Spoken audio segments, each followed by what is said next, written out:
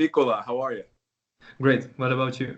Doing fine. And, we're in shelter in place here in the United States. I'm not really leaving the house, but other than that, I'm doing great. Great, great.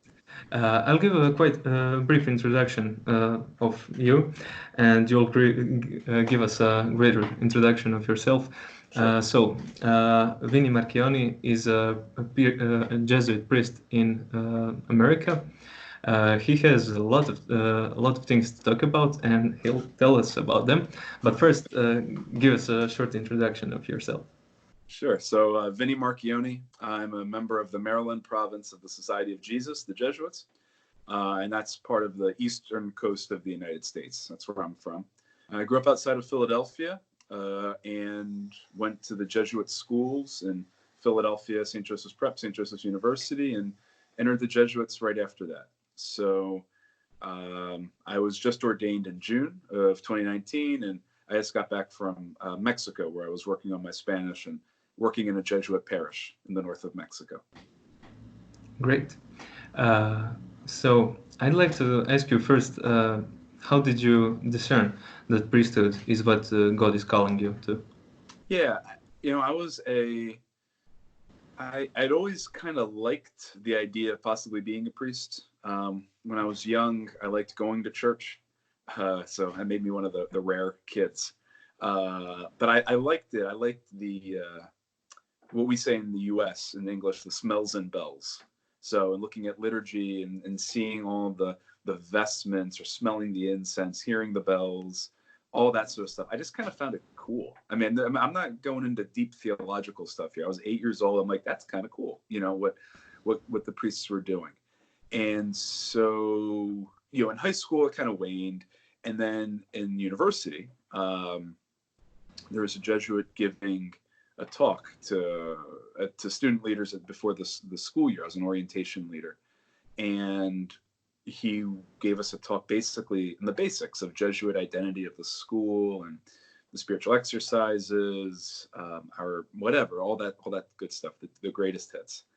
And I felt a real strong desire, and I felt a real deep peace thinking, whoa, what if I did that? What if I became a Jesuit? And that was when I was 19. And so that year and the following 2 years of college, after I finished everything, I used that time as a time for discernment. And the more I was in discernment, the more I was learning how to pray, learning how to pray the examen, learning how to pray with my imagination. I have a very vivid imagination, so it was great. I was a history major. I like stories. You know what I mean? Like, I like that sort of stuff. So praying with my imagination and my senses in an Ignatian style, all of that really kind of just clicked for me. And it became, a peaceful decision for me to say, no, I think whatever other ideas I had about what I might do with my life, it kind of kept coming back to being a Jesuit. And so after graduation, I entered the Jesuits and did our 11 years of formation. And, here I am. Great. Cool story. Kind of interesting that you had an experience before that you managed to recall after some time. I'm sorry? Cool. It is a cool story that you have some reference points in the past that you recalled after quite some time. Yeah. Said, it's kind of my own little call story, Yeah.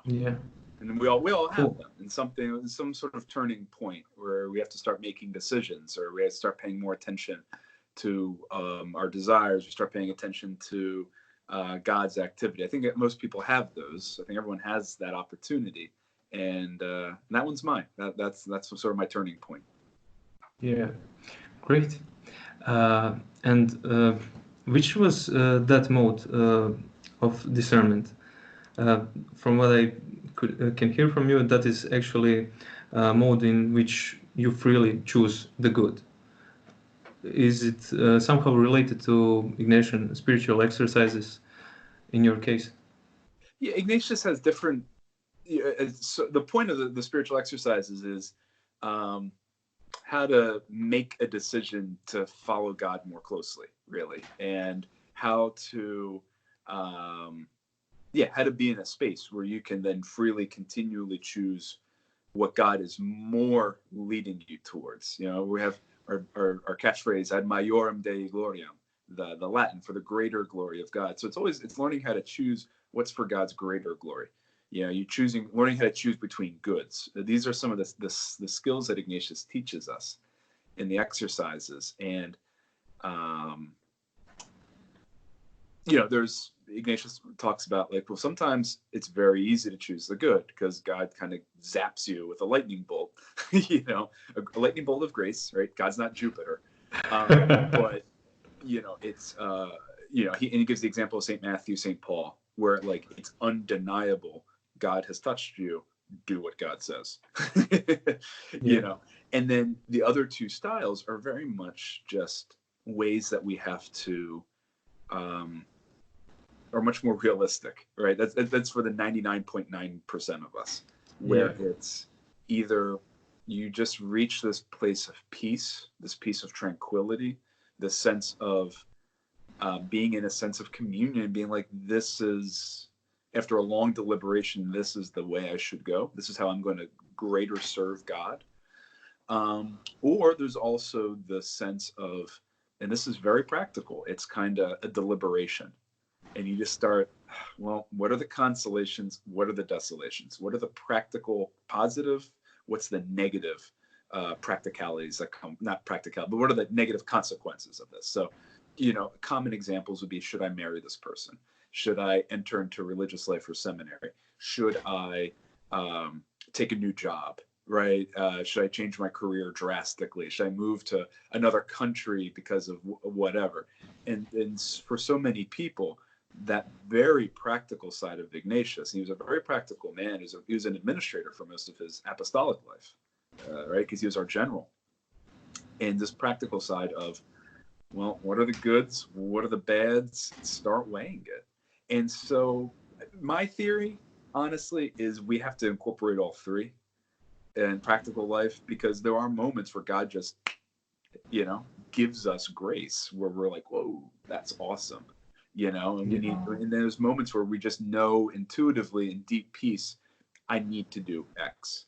And then there's moments where it's like, I don't know what I'm doing, you know, where it's like they're both goods, or this is a tough decision and you just have to start lining things up. So, you know, for me, I like to think my life was kind of my own discernment. I could point to aspects of all of those. You know, that moment in August of 2005 when I'm listening to this priest and I'm like, that's what I want to be when I grow up. You know, I mean, I want to be Jesuit, you know, but I have to put the work in. I had to really do the discernment of listing the positives and the negatives. I really had to figure out where's my desolation, where are my own imperfections? How's God going to be able to cure all that, you know? And then I also had to be like, well, if I'm reaching a level of peace where I intuitively know this is what I should be doing, okay, I need to follow that. So I'm not a guru, like I'm not like that. I'm not, you know, an expert in the exercises, but that's just sort of the way it's helped me. Okay, it's a good experience to share. How do you think it can help people today? I see a lot of young people having problems with making decisions. They're quite indecisive. How do you think Ignatian spirituality can help them? For me, and I sort of just did a retreat, you know, last week, coming back from Mexico. We'll talk about Mexico in a little bit. But, you know, I got nothing but time on my hands right now as we're in quarantine and as we're doing these things. So I took a few days and went into a bit of a retreat. And the sense of the principle and foundation, it's number 23 in the exercises for everyone following along at home. The first principle and foundation, I think, is crucial because it's Ignatius. I had a class on this in theology. It's Ignatius's kind of worldview, right? This is a sense of communion, that God has put kind of everything in order, and we're to use everything. We're to interact with everything in the world freely to the extent that those items lead us to God, right, and allow us to follow God more closely. And at the end, it's the contemplation to attain love. But that's a kind of a loaded English word, attain. This contemplation to deeply sense God's love, right? And to me, those are the bookends of the meditations in the exercises. And those are really, I think, our guide points. So in terms of our own decision making, can we keep looking back or looking forward? What is this world that God wants of us? And then are we aligning ourselves in that communion that God puts forward? And so, for our peers, right? Should I be with this person or not? What job should I take? What's putting me in greater communion with my neighbors? What's putting me into a greater sense of love of God? What's putting me? How am I sliding sort of seamlessly into the created world or not? Or is what I'm doing a power grab? Am I lording it over someone? Am I feeding my own ambition? And what that does is it puts the world out of whack. And as you know from your own experience with the exercises, after the first principle of foundation is the fall. You start the first week and we start looking at sin and dysfunction and lack of communion. And so, I think for me, for people just to learn even just to pray with that first principle and foundation, knowing that not that God has a plan. So I have to sort of divine God's, like, what God wants me to be a neurosurgeon? Is that what God's doing? I don't know. That's ridiculous. To think that God has only one little track for you, right? I think that's ridiculous. And I think it limits God. But this more general sense of an organic communion that God has put together for all of us, for us and for all of creation.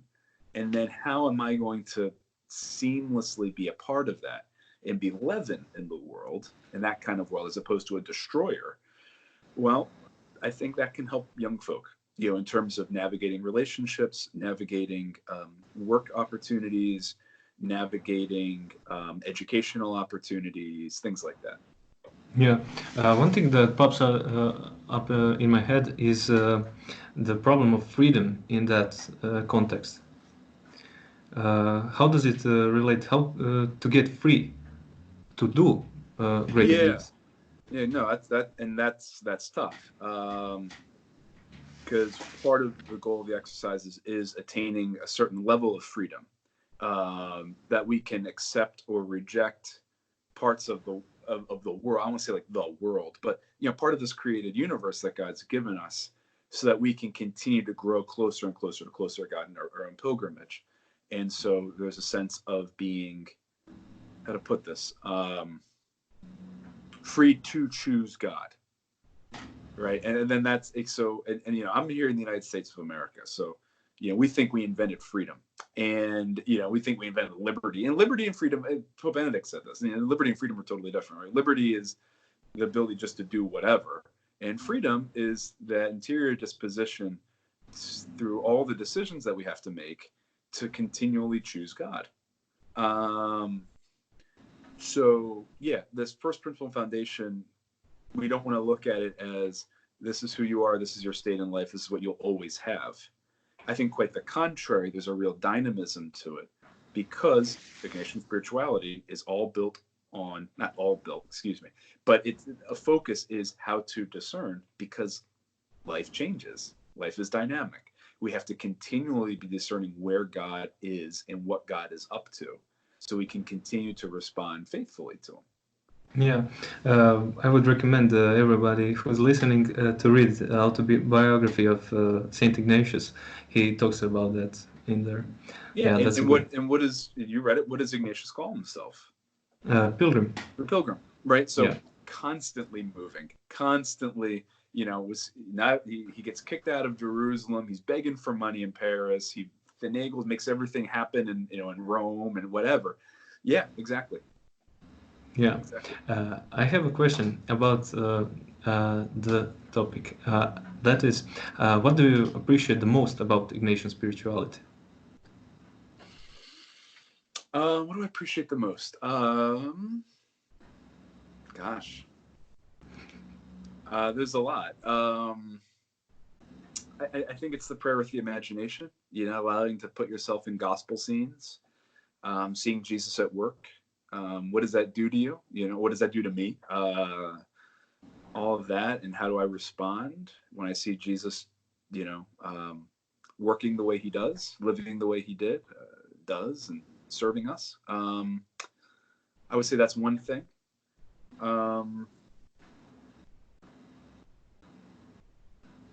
The simplicity, the examine is, 5 steps. Okay, so thank God for the day, ask the Spirit to help you review the day, ask God for forgiveness, and ask God for light going forward. Simple, Mhm. So yeah, I think those are some things I appreciate about Ignatian spirituality: simplicity and adaptability. And we look at the spiritual exercises. There's the month-long retreat. There's the 19th annotation retreat, where we kind of do it every day for however 8, 9, whatever months. I did that in college. There's adaptations. You can make it a week. You can focus just on 1 week of the exercise, one movement in the exercise, or you can make it a week. You can condense it. So there's the flexibility of that as well that I really do appreciate. Yeah, we appreciated it, Father Thomas Levels. It's a really great experience. Okay, can I ask you about Mexico? Sure. Where were you stationed in Mexico? I was stationed in the north. It's the state of Coahuila. It shares a border with our state of Texas. And it's a small city called Parras de la Fuente. And I served at our Jesuit parish there for 6 months. It was supposed to be 9 months, but coronavirus happened. And so, closing the border, travel restrictions, I had to scramble to get home, back to the U.S. So I was there, and it was part of my first year pastoral experience, first year sort of pastoral year. It's very common after Jesuits are ordained to do a year in a parish, just to get the rhythm, the liturgical rhythm down, the learning all the sacraments, being involved in that sort of life before other guys maybe go on to graduate studies or other work or teach or what have you. And so I was there, and it's enormous. It's an enormous parish in terms of size.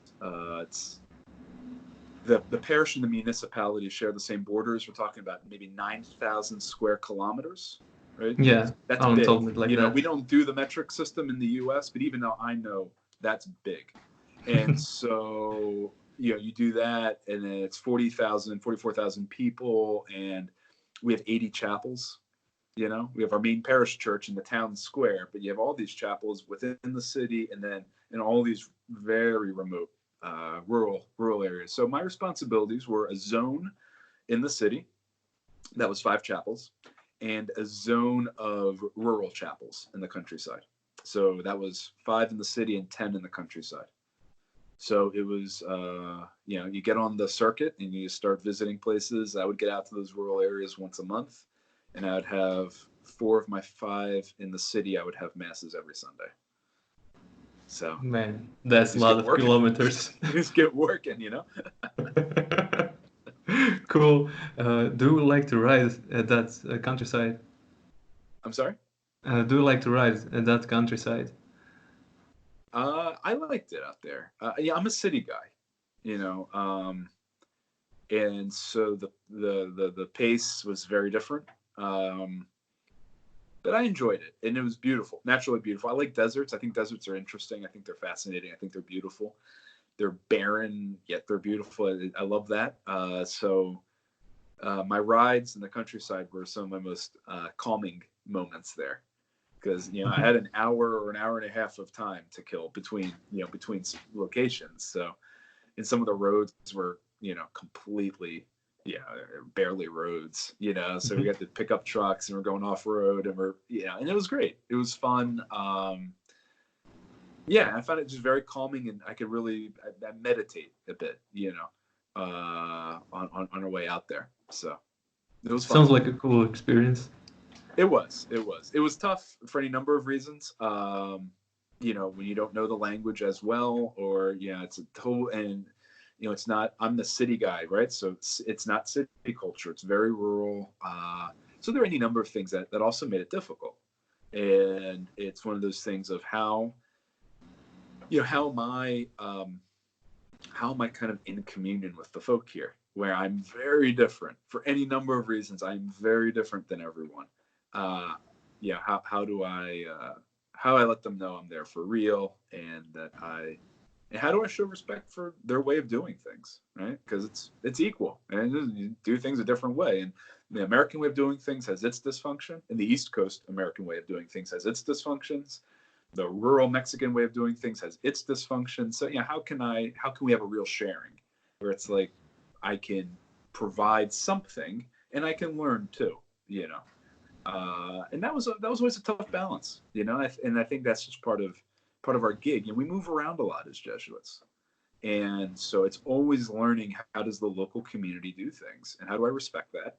And then how do I know when, some things don't quite work? How can I be like, well, here's an idea, and be humble and be a leader that way. Yeah. How did you manage to do that one? Still figuring that out. How did I do it? I think, part of it is you show up every day, people notice that. Mm-hmm. I like making jokes, and some of my jokes fell real flat. And people are like, what are you talking about, right? But other times when I could get the sense of humor, get some jokes going, that always puts people at ease, because humor is super, super contextual, super cultural. But yeah, I think, when people just kind of show up every day, that's a lot of it. And it's almost like, wow, he's back for more. Okay. and I think people appreciate that. I've learned that a few times in a few of my places where I've been in when there have been serious cultural gaps between me and other folk. You just kind of keep showing up every day. You keep trying to learn. People do appreciate it.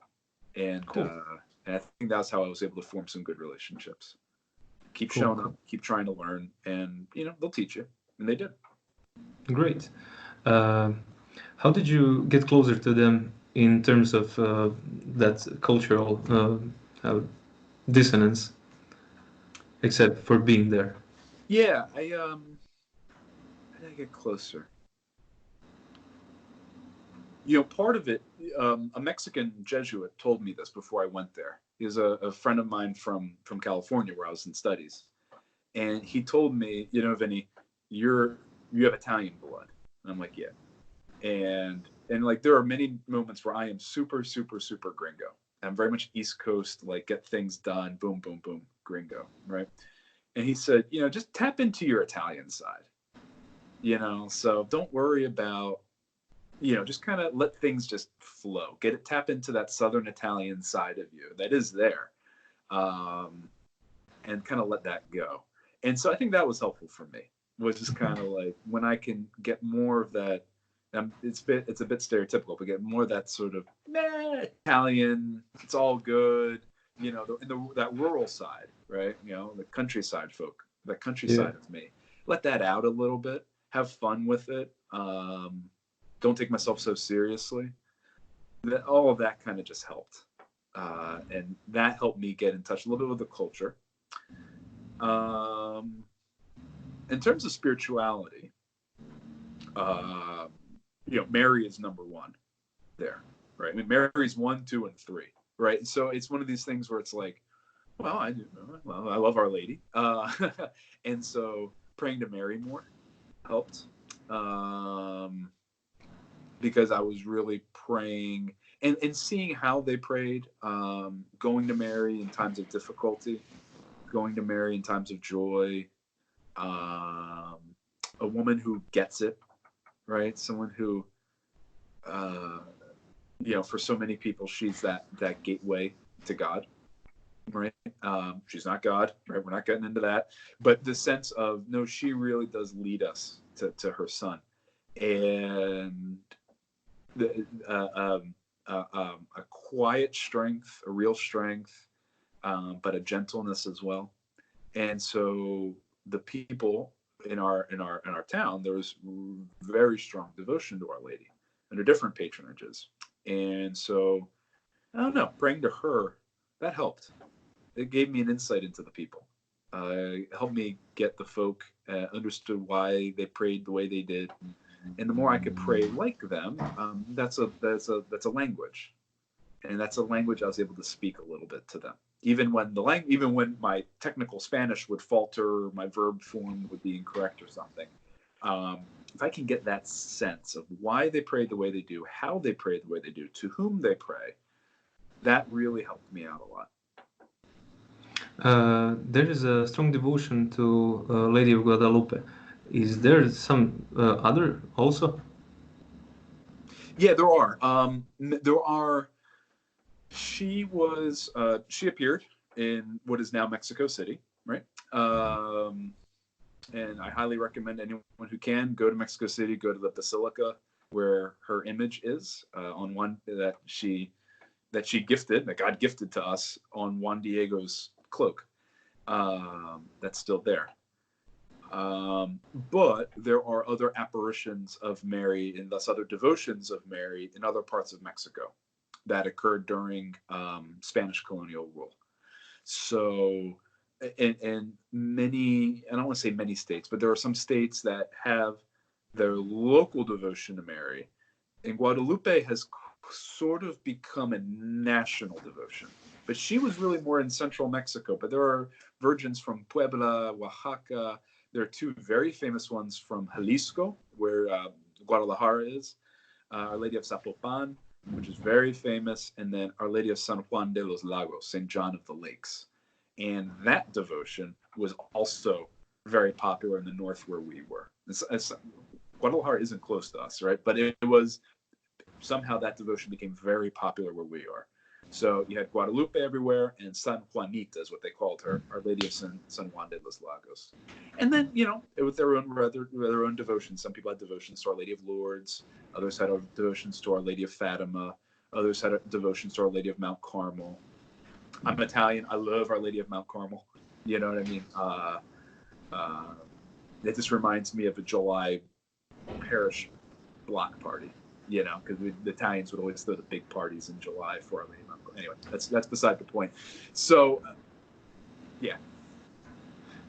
Cool. And I will say that I'm going to add actually to that the patronal feasts. That's very Italian that I grew up with, and it was a way of the community coming together in a way of community praying that I was familiar with. And so when we had the feasts for St. Jude was very popular there.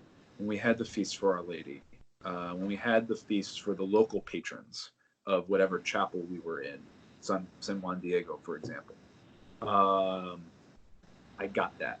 Because that's what I grew up doing a little bit. For St. Anthony, Our Lady of Mount Carmel, and the Assumption, June, July, and August, Yeah.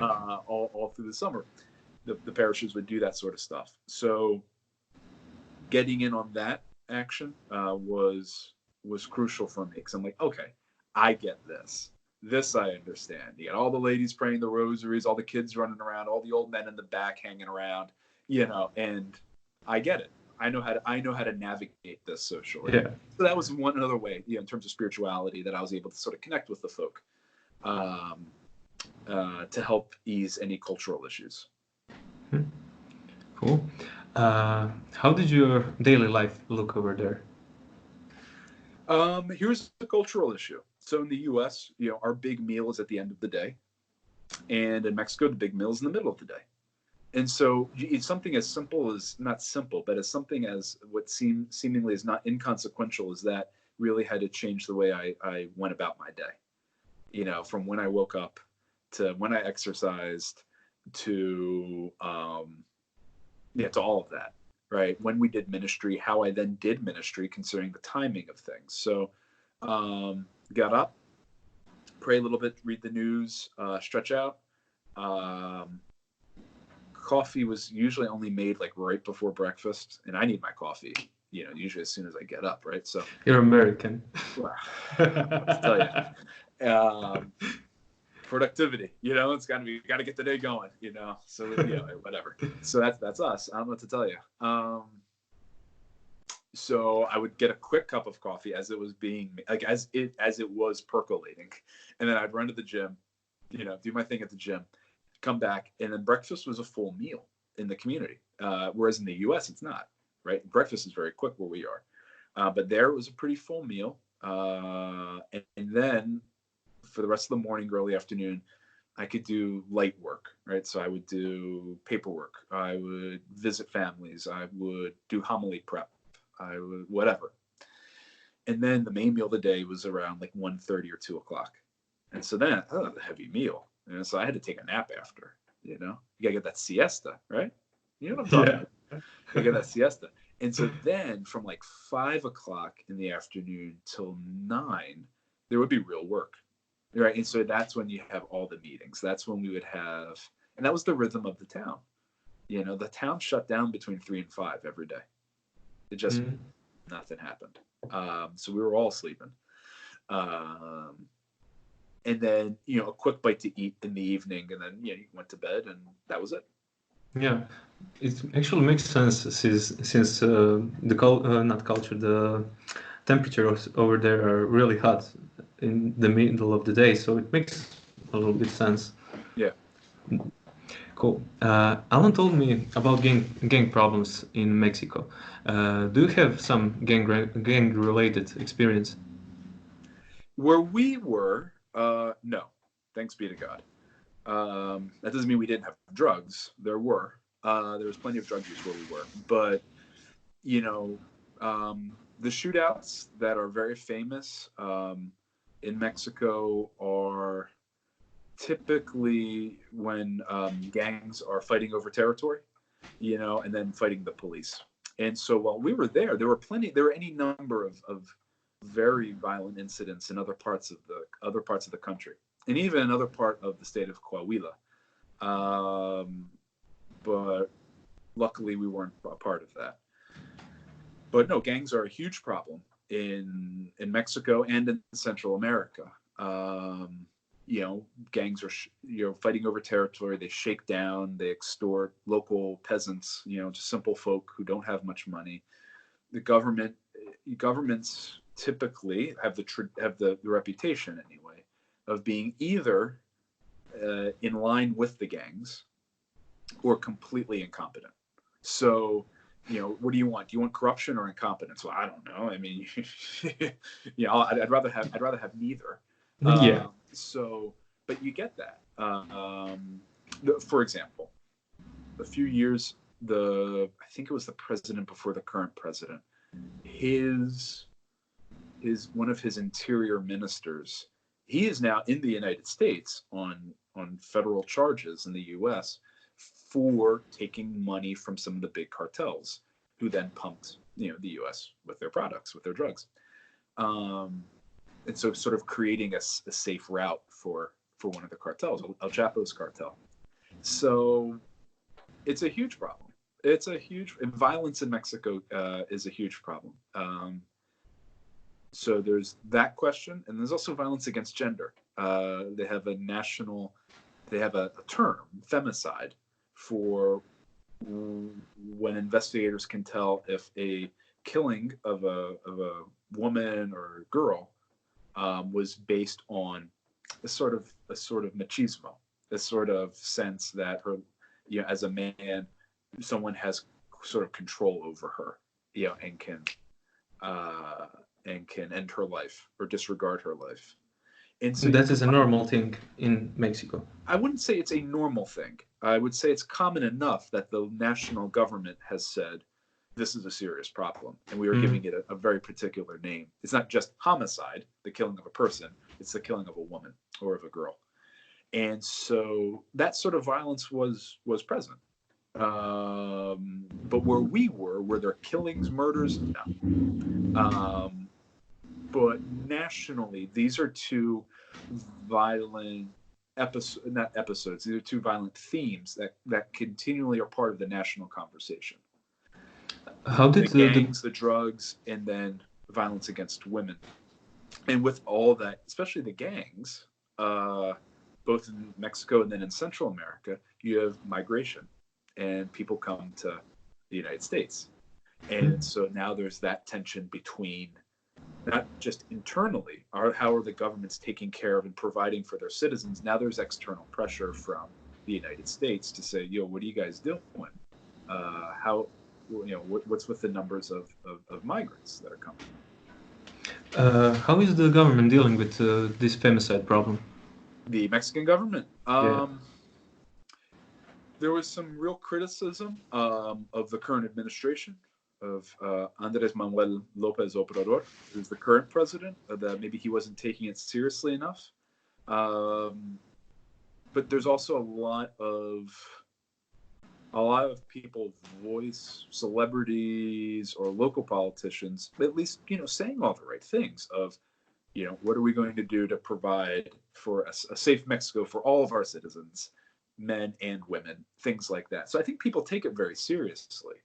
But it's from what I could tell, things like machismo, in the sense of being a macho, a man sort of being in control, is very, very strong still. That's just part of the society of just, okay, we have to get over this. It's just kind of everywhere. So people have to work very hard to say, no, I reject this. I reject machismo and I respect women. But my sense of it there was constantly having to think about it and to reject it because it was just so steeped in the culture. I compare it to racial problems in the United States, where it's so ingrained in the culture of separating people by race that we have to continually tell ourselves, no, this is a sin. This is a sin. We have to continually remind ourselves of the inherent dignity of all people, and keep fighting that. Yeah, that one makes sense. How did you, an American, look at the Mexicans before and after the service? So where to go with this? There's a temptation, I think, for, how to put this? I think there's a temptation to romanticize a lot of problems in the world, especially when people coming from a privileged sort of background. They're coming from the first world, they're coming whatever, right? And then you visit the third world, whatever you want to call that, and it's like, oh, these poor people, right? And that it's very paternalistic and it's very patronizing and it's not healthy and it maintains inequalities. So I think that's something I always have to fight against, because there's two strains of that in the United States. Two ways of looking oftentimes at marginalized folks in the United States who are from outside the US, just in general.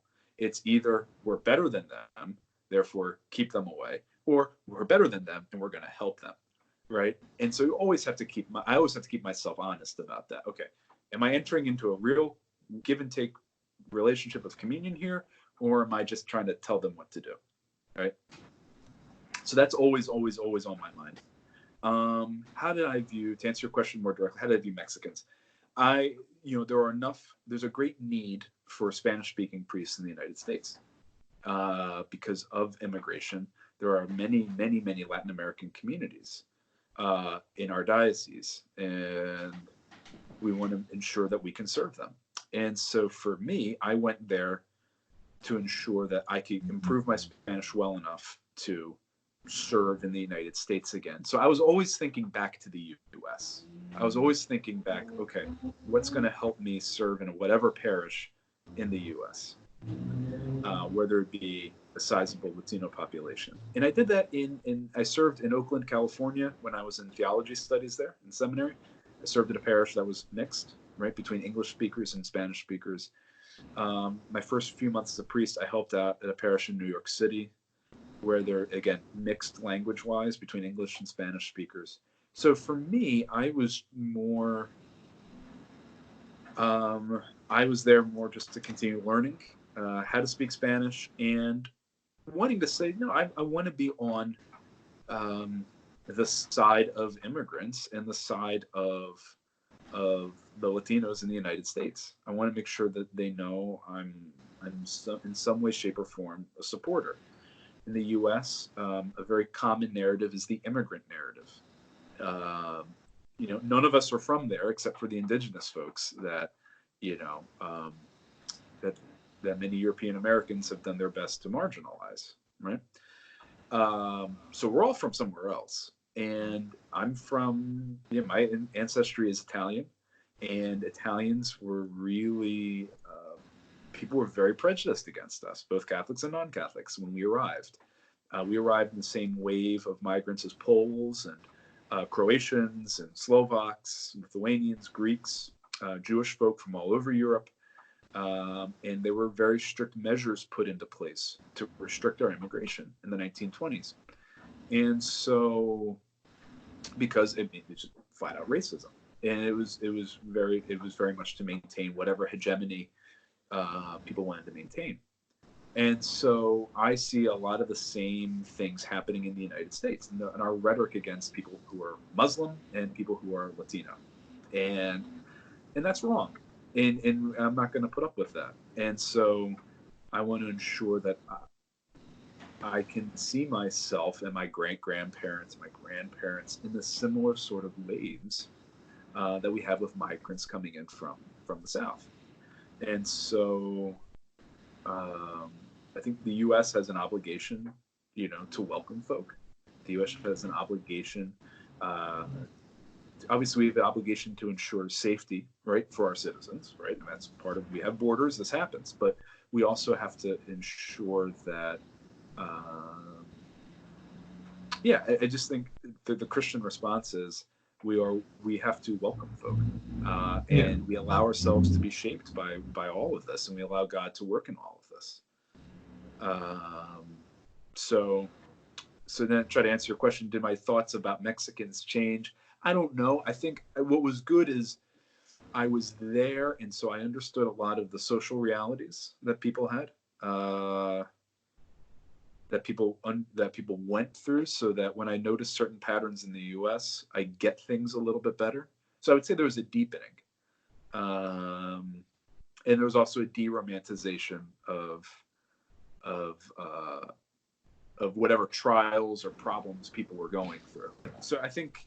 The Christian response is that we welcome, and we welcome because we're Christian, and we ensure. I mean, again, my main image is always communion. So what does communion now look like? As more and more people are coming in, I think it's possible, and I think the fears that people have. Things get blown out of proportion, and I think there's an oversimplification of who others are. And again, one of my challenges to others in the United States is just remember your own immigrant history. Remember how our ancestors were starving. There was no work. There were wars. There were any number of things. And so, you're talking about people from Central America or Mexico, especially if they're in these gang-related areas, heavily gang-infested areas, it's simply not safe. It's simply not safe. And no one really wants to leave their home, right? No one wants to be disoriented in another country, trying to figure out a new language, raising their kids, trying to find work. That's hard. People don't want that. And so how can we be gentle and compassionate? Yeah, Alan told me about it, that actually people from there don't want to leave it, but the problems are really present and they can do nothing about it. That's really hard. I wanted to ask you, have you had some interesting encounters in Mexico with maybe some native tribe or something like that? Where I was, and where Alan was the first, so we're talking about Alan Modric, no relation to Luca. He was, his first experiment down there was way in the south, where it was heavily indigenous. Where we were in the north, where I was those 6 months, was not indigenous. The state of Coahuila is one of the least indigenous states. The indigenous folk there were more nomadic. So in terms of encounters with indigenous nations that had maybe their own language, their own customs, I didn't have that. but some other valuable experience. Sure.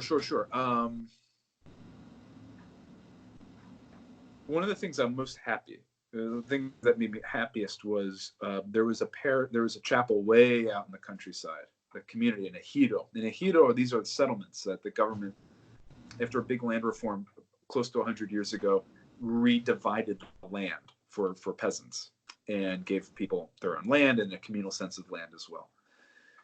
One of these ejidos, the chapel was falling apart. And so it was one of the things that frustrated me the most in Mexico were petty politics between families, the grudges, things like that, the drama, completely unnecessary. But, whatever. Someone insulted my great grandmother's aunt, 200 years ago, and I'm going to hold a grudge, right? Is this sort of mentality that really hurts people for generations, right? But we didn't have that in this instance. We had an ejido working with the town. They worked with the parish. The parish was collecting alms for the ejido for the remodeling. The ejido, its own self-government, put together some money. We used the charitable offerings that businesses and the state gave us to sell for the ejido. So the ejido had its own sense of responsibility in selling items and gaining money. The men in the town were working and volunteering with the remodeling. One of my parishioners in one of my chapels in the city was a hardware store owner, and he gave us the materials at cost. He sold the materials at cost as opposed to any markup, any profit. Another parishioner of mine lent us his dump trucks. He's in the sand business, so he gave us the sand, sold it to us dirt cheap, sold us his we rented his dump trucks to haul all the material up into this rural, mountain community. And we put it all together. In about 6 weeks, they completely rebuilt the church. And my last mass that I celebrated in Parras, in the municipality, the day before I left back to the United States after all the warnings, my last mass was the rededication of this chapel. And it was so beautiful to see. You didn't need a big government coming in and paying for everything. You didn't need foreign corporations, foreign persons coming in. We were all able to work together. And it was a beautiful thing to see this communion come together of all different parties working together for a common good. And the happiness, the joy in the town, it's 150, 200 people in this village, right? This is not big. And the chapel holds maybe 30 people, tops, maybe 25 people. But just having a place for them, having a place for God, a place for their own identity, a place that showed their dignity, that was invaluable. And just to see everyone cooperating the way they did, to the extent that they could, was beautiful. And it was and I told them, they're a model for other ejidos where there was a lot of bad blood between families. They're a model for people in the town who make serious money and like to shell out money to whatever. A model where land and water is very hard to come by, and there are land thefts, there are water theft, very big in that land. So for us to come together to share in a desert community what we had in the middle of the sun, in the middle of the isolation, it was wonderful. I'll never forget it. Yeah, it sounds really, really beautiful to see such mass of people working around the same goal. Really great. Thanks. I want to ask you, but first, I see you have Juventus over there. Oh yeah, I can see it in there. Can you tell us something about that? So I love soccer. I love football, American football, my Philadelphia Eagles, and I love soccer. I think one of the reasons, we were talking about this before, one of the reasons I wanted to be a Jesuit more than other forms of religious life or diocesan clergy. I looked at monasteries and I realized, no, you really kind of do one thing. You're stable, you're in one place. and it's prayer and work, right? And it's the same thing every day. If I were a diocesan clergyman, I'm working in parishes. Very rarely, do diocesan priests really do the teaching or maybe the missionary work, whatever. If I'm in the Archdiocese of Philadelphia, where I grew up, I'm most likely going to be a parish priest in those 5 counties, right? And one of the reasons I was very much attracted to the Jesuits was variety. And I could do any number of things, right? So I could work in a parish, or I could work in a high school, I could work in a university, or I could work in missions, I could do spirituality or whatever. One of my favorite Juventus players is your countryman, Mario Mandžukić. I love Mario for any number of reasons, and I wish he could have stayed. And I get it, but I wish he could have stayed this year. And he's never not a lifelong Juventus player. He's not Alessandro Del Piero or Gigi Buffon, who are my other favorites. But Mandžu, he was this guy. He had very strong desires, right? So he fought.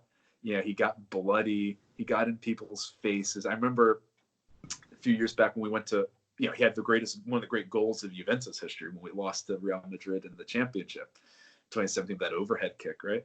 But the way he was yelling at Messi a few rounds before that when we beat Barca 3-0 over 2 legs, just getting in his face. So there's that side of him, which is great. And he's all energy. He's this warrior player, and the fans loved him.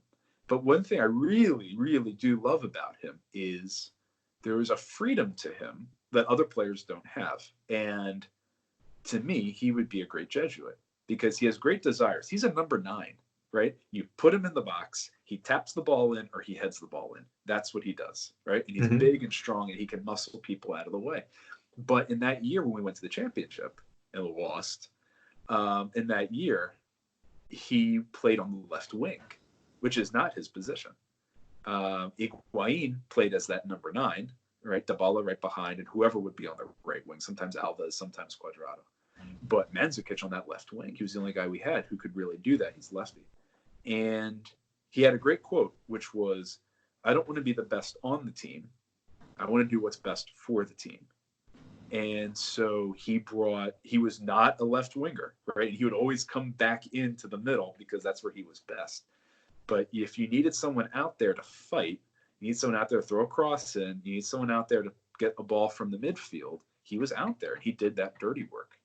And then when we would defend in that system, we would sometimes defend like 5 at the back. He would be one of those 5 guys at the back, right? Defending like a madman, defending like a center defender, like a Chiellini or a Bonucci. And so if you needed him, he would have put the gloves on and been a goalie, right? And there's this fire, this desire, and this desire, like, I'll do whatever it takes for the good of others, for the good of the team. I'm available. And so the Jesuits who are real mentors for me are guys who, like, they're very good at one thing, like Mandžukić was. But if the team needs something else, I'll give it a shot. I've always worked in high schools, but if you need me to go to a parish, well, I've never been in a parish, but I'll try it. Why not? Let's do it. I'll reinvent my way of doing ministry. And there's a guy who's a real mentor of mine. 20, 30 years, he was in the universities and he was in a think tank and he was an economist and all these things. And then the boss needed a change. They needed to move a few guys around. And he said, hey, can you be the superior of a high school community and start working in a high school? He's 80, right? Or 75, right? I mean, it's hard to change when you're at that age. Hard to change when you're our age, let alone when you're more advanced and you have a way of doing things. And he completely reinvented his way of ministry. And it takes a lot of humility to do that. And he did it. He did it very successfully. He's still very happy and still very much doing his thing. And to me, that's a Mandžukić kind of Jesuit, right?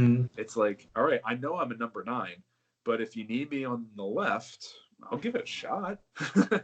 And he was great, and the fans loved him, and he worked very well, and that was a very successful campaign, partly because he was available for it. So that's that's part of the reason I'm a huge Mandžukić fan, and that comes from my love of Juve. But I'm an American. soccer is not our top, not in our top 10, right? Although it's more and more. And because of World Cup 94, I was 8 years old. So do the math. I was 8 years old when World Cup 94 happened in the US. I'm Italian American. Italy was awesome until the very, very final, but whatever. Baggio was incredible that tournament. And I fell in love with soccer. And so again, Italian American, Juventus was the best in the world in the late 90s. And Del Piero was incredible. And World Cup 98 came around. I'm starting to watch more World Cup. And I've just stayed with Juventus really ever since about 98 or so. Even when we were unjustly sent to the bottom, to Serie B after the World Cup win in 2006, and things like that. That's my team. And I have a connection with it because, again, it's part of my country. And the thing is, Napoli didn't really exist when I started watching soccer, or else I would have been a Napoli fan, because that's more where most of my family's from, not from the north. But whatever. I picked my team, I stuck with it, and now I'm hoping for a Champions League someday. Thanks. This is a good story of versatility, and it really resembles the Jesuits. Cool. Yeah. Nice connection, man. I want to ask you about this situation with coronavirus. How does it affect you as a priest this should be the first Holy Week with the people, but you don't have the people at the moment? It's good for my humility. Gosh, where did it go? Because I'll start off by just saying this. The plans were, where I was in Parras, again, I have 5 chapels in the town. And we had a plan, a very elaborate Holy Week to try to involve all the chapels, and we'd process from one chapel to the next between the different liturgies of Holy Week. So, of course, that all gets canceled. And you got to do everything digitally. And so let me say this. One, I shouldn't be prescribing things for others, but my own experience is I have to mourn that. I have to feel the loss. Like, it hurts. It hurts not to be able to preside. It hurts. These are the coolest liturgies we have all year.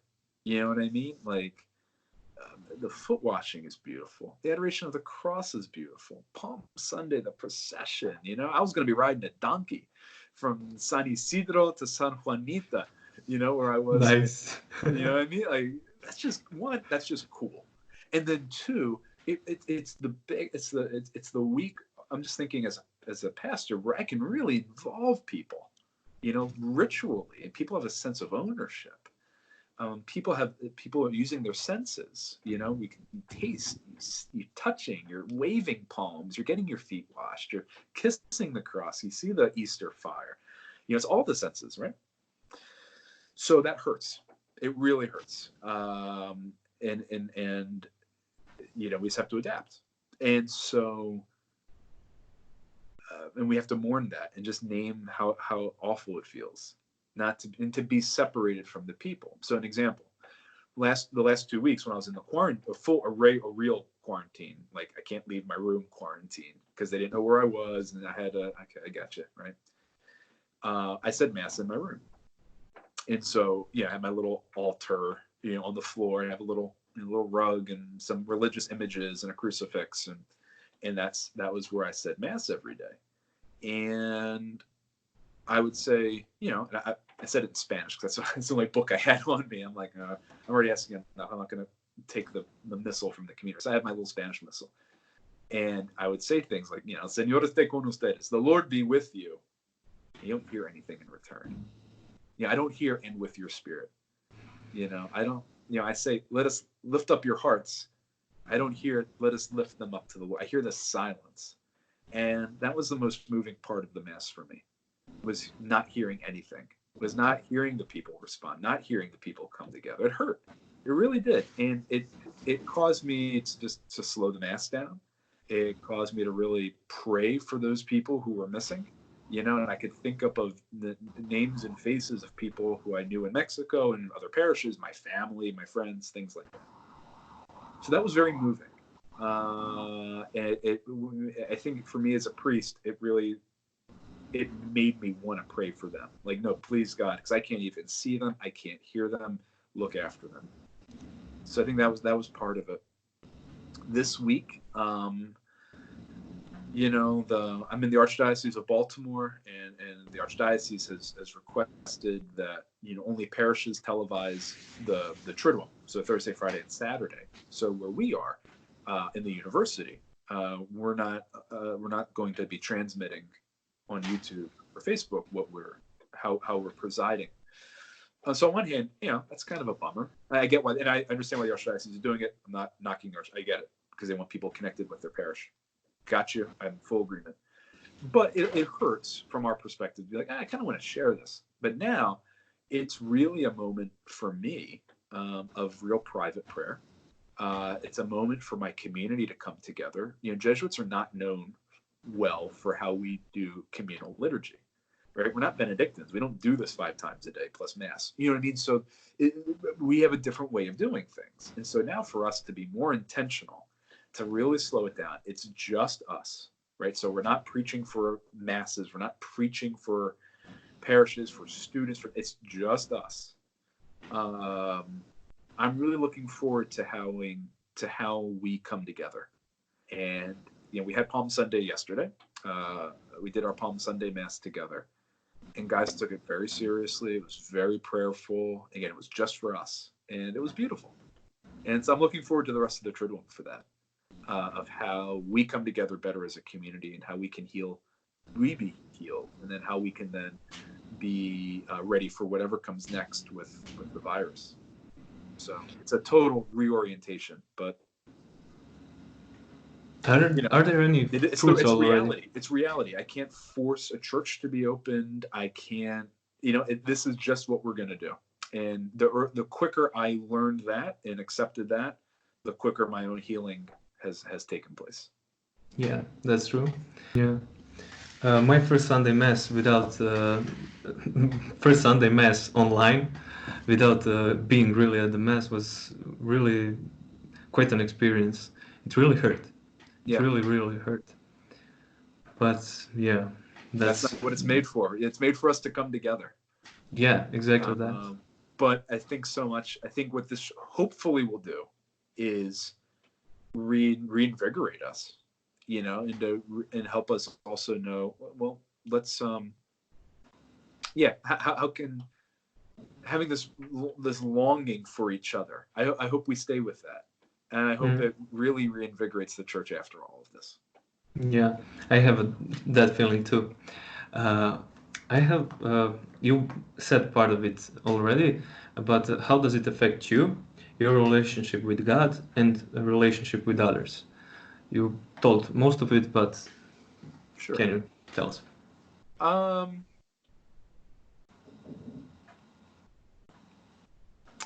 Yeah, I would say. So yeah, in terms of relationship with others, I think I said that that longing and the tightness I think our community is experiencing. In terms of relationship with God, just a gentle God right now. A God who looks with incredible compassion on a suffering world, and that's how I sense God these days. And I think when moments like this really do invite us strongly to admit our powerlessness in the face of tragedy, and to ask for deliverance from God. And God is all too quick to oblige. So I think that's what I'm sensing right now in my own prayer, is God is just being so compassionate. And then that means we in the church, our leaders, our civic leaders, national, state, local leaders, religious leaders, celebrities. I mean, we got to follow suit. How are we going to be gentle and compassionate in this time? Thanks. Did you look at the Urbi et Orbi that the Pope gave? I did. Yeah. How did this affect you? It was beautiful, I thought. gosh, yeah, it's funny. I'm actually blanking right now. The image that's strongest is that we are all in the same boat, which is, I don't know in Croatia and your idioms or your sayings, but for us, that's a very common saying in the U.S. We're all in the same boat, you know. We're all going to sink together. We're all going to get to shore together. We're all going to whatever together. Yeah. Yeah. Gosh, yeah, honestly, I'm not going to land blanking. You can edit that part out. But that sense of, I don't know. I view a lot through the incarnation. I view a lot of salvation through the incarnation, as much as I would say through the passion, death, and resurrection. And you've done the exercises, right? You know the incarnation, that meditation. So Yes. this sense of God being completely merciful and being completely present in these storms is beautiful, I think. And that's our God.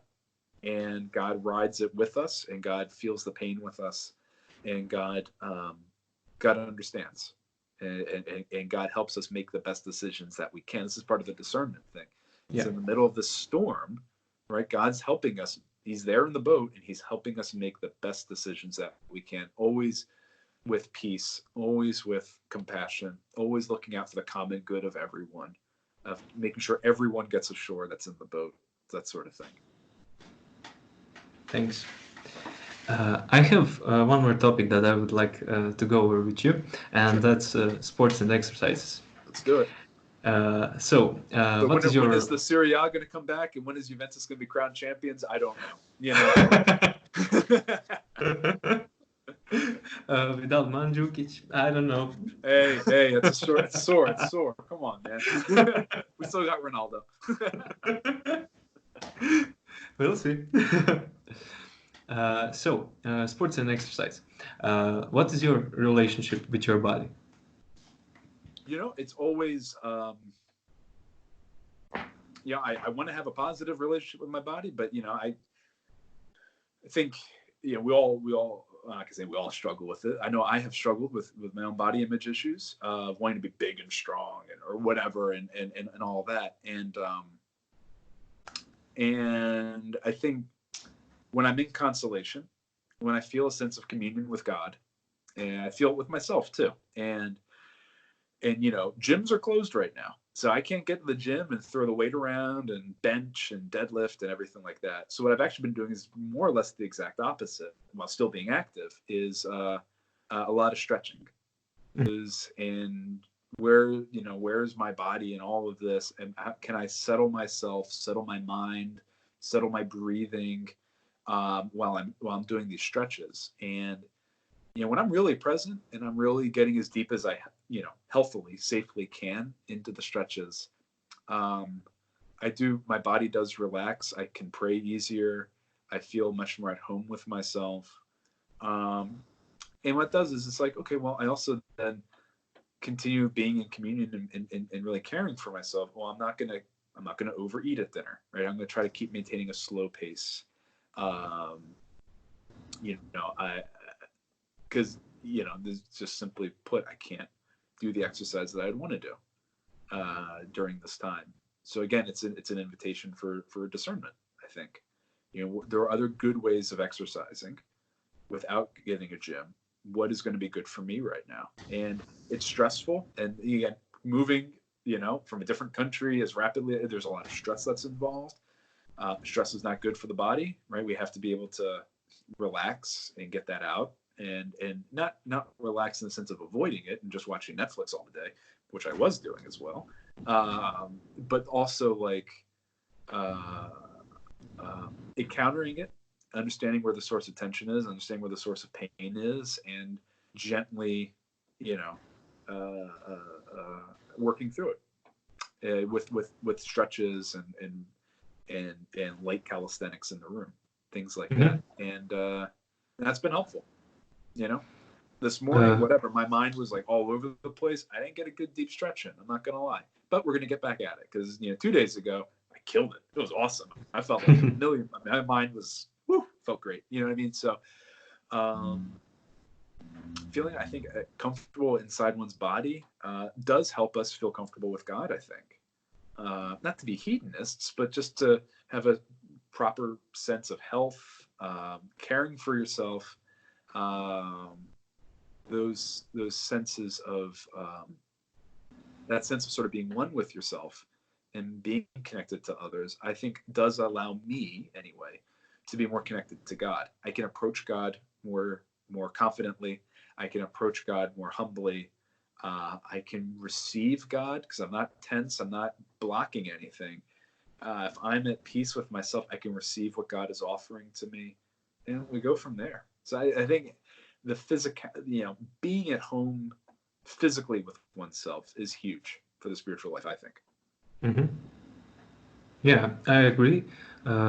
I have my own set of thoughts regarding the exercise because they even help me to maintain that humility with regards to staying true to yourself in a sense that if you want to do X, you have to do steps before getting to X. The discipline. Yeah, and exactly. Discipline is huge in the spiritual life, and people miss that. Hell, I miss it every now and then. I mean, we're not perfect, so it's like, well, I want to lift this much weight, or I want to do it, and we overdo it, and then we stress ourselves out, we hurt ourselves, and it becomes a vicious cycle. So the humility of taking very small steps to get our goal, I hear you 100%. Yeah, that's really a great thing to learn, and I think that exercise can help people learn that sort of things. I know that in America, intermittent fasting is very popular. Do you have some thoughts about that one, and how do people relate it to religious life? Okay.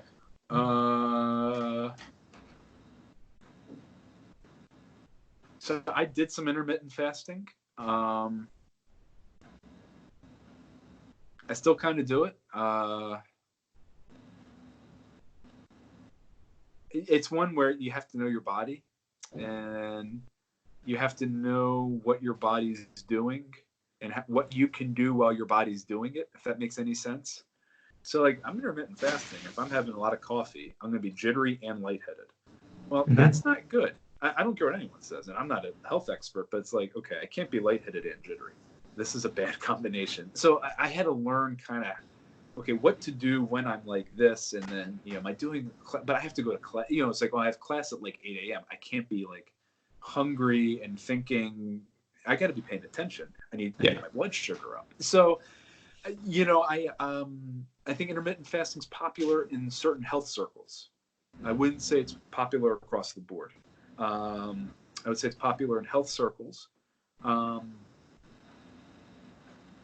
I think it's good to the extent that it helps people, and I think it's bad to the extent that, again, I get hangry, a great American term of hungry and angry.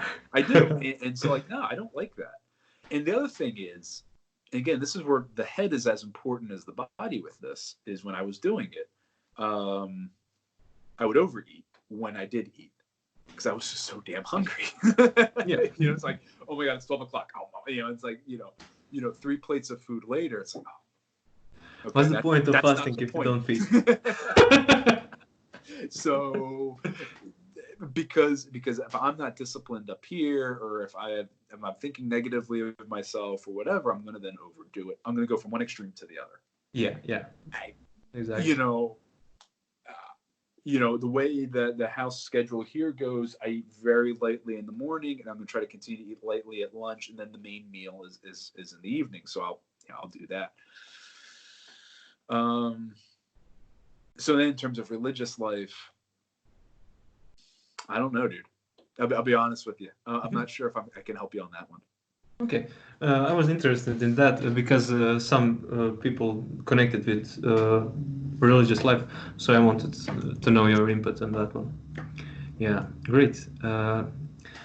What is your advice about how to properly treat your body in Christian sense? I mean, not to overeat, okay, but give it what it does need in terms of exercise, food, and so on. How to get to that balance point?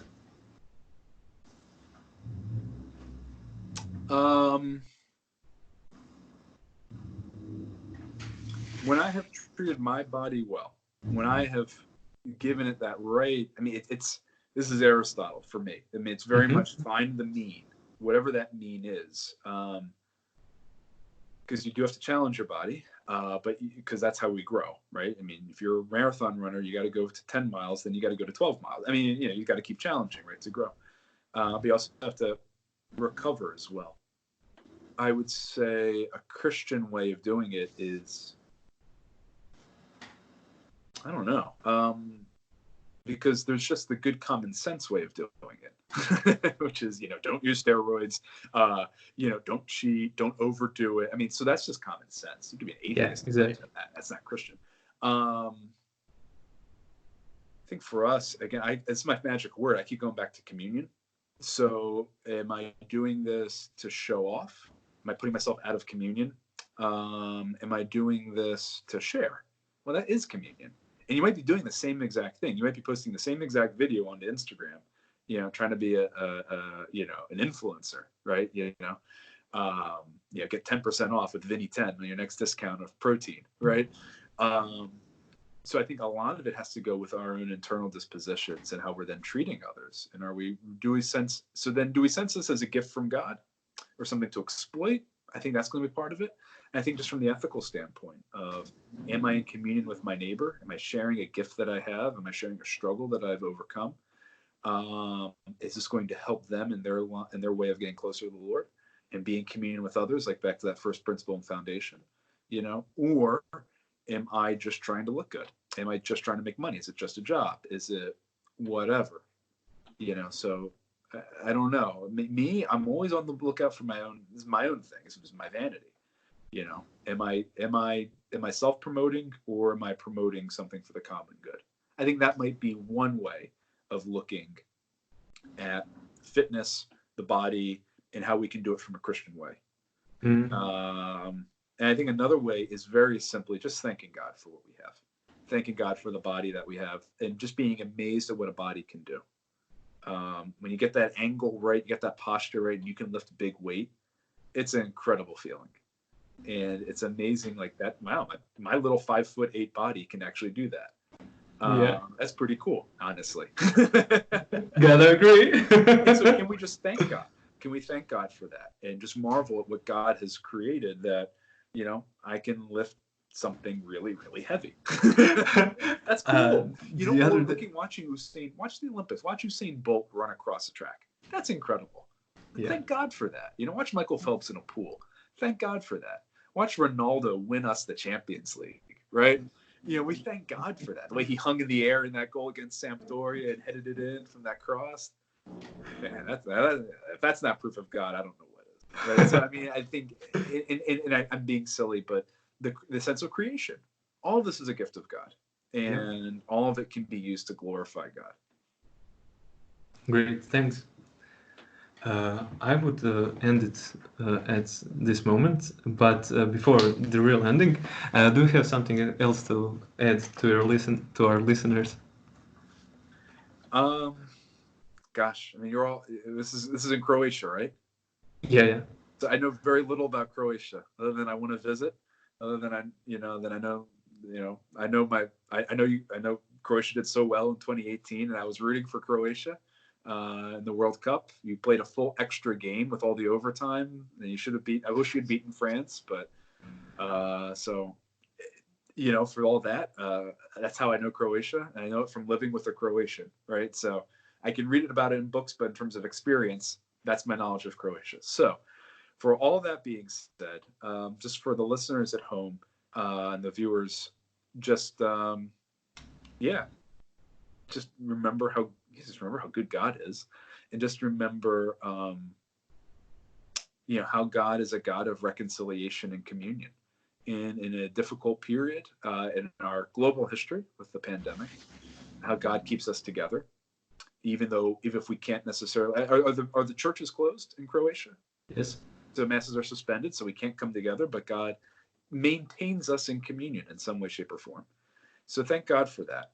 And then thank God, and then ask God, okay, how can I be this vessel of communion for others when I can't go receive the body and blood of our Lord, every 8 days. Or when I can't, when a priest really can't come and visit the house and bless it, or anoint my sick, grandfather, or I can't receive the sacrament of reconciliation, or what have you. Just thank God for all those moments, the way God still, in spite of all of this, maintains us in communion and keeps us going. And just pray to be open to however God needs you, the listener, the viewer, to be that agent of communion, because the church is all of us. We're all baptized. We're all priests, prophets, and kings in our Lord Jesus Christ. We all have a responsibility to evangelize. We all have a responsibility to engage others and show God's mercy and accompaniment to others, no matter whatever their situation is. And so just continue to ask God for wisdom, how you individually can maintain this communion and keep it going. Thank you, Vinny. Yeah, no problem. Thank you for all the time, Sure. for all the hopeful words. It was fun. It was fun on my side too. Thank you. Thank you. And I wish you all the best. Thank you, Nikola, for inviting me for this. And I'll be praying for Croatia. I'll be praying for your ministry as well. And again, thank you for having me. Thank you. See you. Have a good one.